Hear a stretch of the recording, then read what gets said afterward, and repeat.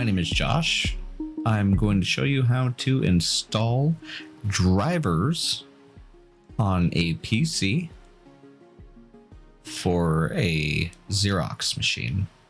First, let's go ahead and open up your browser and go to Google. This is going to be the easiest way to find this driver. Xerox Smart Start Driver. Hit enter. You'll see a link that says office.xerox.com, and right below that it says Xerox Smart Start Printer Installer. Go ahead and click on that. Get the installer, and whatever your browser tells you to do as far as downloading this file, go ahead and save the file. Depending on the browser that you're using, or you can look in your downloads folder, go ahead and open up that file. Once that file opens, it wants you to read the terms and conditions and agree. Next, it's going to pop up with a whole bunch of different printers. If you have a bunch of different printers in your office, it could only pop up with maybe one. What we are looking for is the demo room machine, and we want to go to advanced install. Do not do a quick install.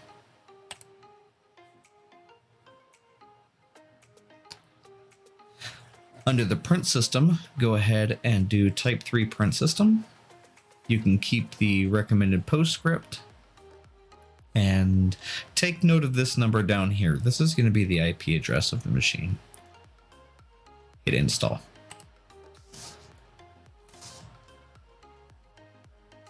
At this time, it's going to download and install the driver files. Now that the install is complete, you can print a test page. You can also install another device, but for this demo, I'm just going to hit done. We're going to want to go down to the control panel because we need to set up the port. This is very important if you don't want any problems later on down the line. Open up control panel and go to hardware and sound, devices and printers. Scroll down, I'll enlarge the screen, and you can see the new printer that we just installed says Demo Room C8030 postscript.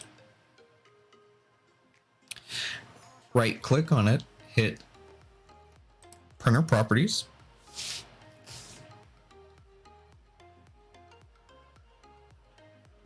It's going to open up another dialog box. Go to Ports. Here we want to add a port. We're going to add a standard TCP/IP port. Click on New Port. Click on Next. Let's put the port in there, which is going to be the IP address of the machine, 10.0.0.34.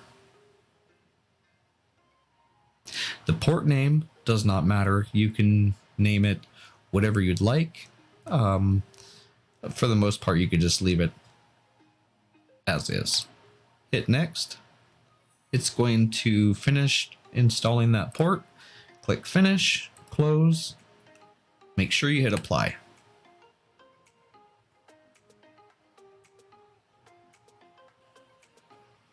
As you can see, the printer appears under printers. And in another video, I'm going to show you how to set the preferences. But as far as getting the driver on your computer, we are done.